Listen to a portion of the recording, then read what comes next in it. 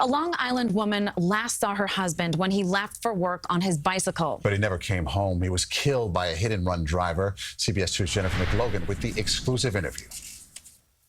We're devastated. We're still waiting for Joe to open that door. Huguette Harrison says husband Joseph's hit-and-run death October 2nd is her living nightmare. They came to the door. They said, Mrs. Harrison, it's concerning your husband. And I just froze. I started to shake. Joe Harrison, volunteer and environmentalist, father and grandfather, bike daily to the Mineola LIRR station to commute to his job in Hicksville. He was a licensed chauffeur. It was unusual because he had that day off. And all of a sudden he had a phone call from his boss and said, Joe, can you do me a favor?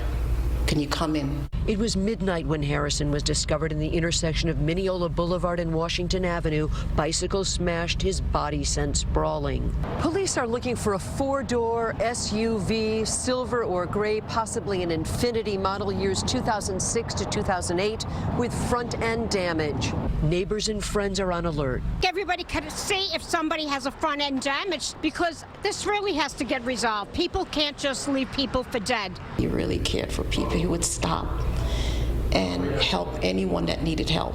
He was a very spiritual person. Huguette, a Queens educator, says her husband was also a passionate baseball fan. What do you want to say to whoever did this? Joe was very well loved.